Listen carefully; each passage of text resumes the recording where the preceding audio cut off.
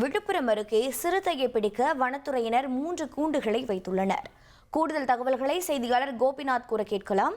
கோபிநாத், வணக்கம். தற்போது அந்த பகுதியில் சிறுத்தையின் நடமாட்டம் தொடர்பாக மக்கள் என்ன தெரிவிக்கிறார்கள்? வனத்துறையினர் நடவடிக்கையில் என்ன முன்னேற்றம் ஏற்பட்டிருக்கிறது? விழுப்புரம் மாவட்ட தலைநகர் பக்கத்துல இருக்க கிராமம் தாங்க இந்த சகாதேவன்பேட்டை. கடந்த 21ஆம் தேதி ஓய்வு பெற்ற வன ஊழியர் சிவராஜ் என்ன சொல்றாருன்னு பாத்தீங்கன்னா, தன்னோட வீட்டு பக்கத்துல சிறுத்தை போனதா பார்த்ததாகவும் வனத்துறை தகவல் தெரிவிக்கிறாரு. உடனே தொடர்ந்து வனத்துறை அதிகாரிகள் ஊழியர்கள் தீவிரமா அந்த பகுதியில் தேடுறாங்க, சிறுத்தை கிடைக்கல.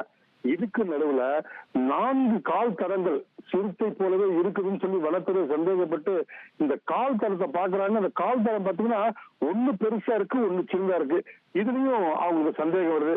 இந்நிலையில கடந்த 26ஆம் தேதி சாலையம்பாளையம் கிராமத்துல மதியம் 2:15 மணிக்கு ஒரு பூண்டு வியாபாரி பாலகிருஷ்ணன் தான் அந்த சிறுத்தையை பார்த்ததாக ஊரு ஃபுல்லா சொல்றாரு. மக்கள் பீதி அடைகிறாங்க.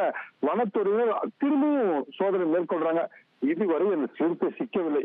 இருப்பினும் மக்களோட புகாரை அலட்சியப்படுத்த முடியாதுன்ற நோக்கில சாலையம்பாளையம் கிராமத்துல சுத்தி வரலாம் அப்படின்னு நோக்கில சாலையம்பாளையத்துல பாத்தீங்கன்னா ஒரு 3 கிலோமீட்டர் சுற்றளவு கொண்ட ஒரு மிகப்பெரிய ஏரி இருக்கு. இந்த ஏரியில அந்த சிறுத்தை பதுங்கி இருக்கலாம் அப்படின்ற கோணத்தில் தற்போது இந்த ஏரியில பாத்தீங்கன்னா 3 கூண்டுகள் அமைச்சிருக்காங்க. 3 கூண்டுகள் அமைச்சு ட்ரோன் மூலமா வாட்ச் பண்ணிட்டு இருக்காங்க. ஆனால் இதுவரை இந்த சிறுத்தை பாத்தீங்கன்னா அந்த பகுதியை சுத்தறதா பொதுமக்கள் புகார் தெரிவிக்கிறாங்க. ஆனால் இதுவரை ஆடு மாடு எதுவும் சிறுத்தை அடிச்சு சாப்பிடல.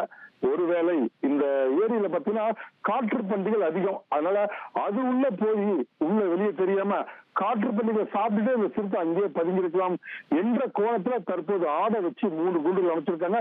தொடர்ந்து சுழற்சி முறையில 12 அதிகாரிகள் அந்த பகுதியில அந்த ஏரி பகுதியில கண்காணிச்சுட்டு இருக்காங்க. இதுவரை சிறுத்தை சிக்கல. தொடர்ந்து நாங்க கண்காணிப்பு ஈடுபட்டிருக்கிறதா வனத்துறை அதிகாரிகள் நம்ம தகவல் தெரிவிச்சிருக்காங்க. தொடர்ந்து இந்த 4 கிராம மக்கள் தொடர்ந்து பீதியில இருக்காங்க.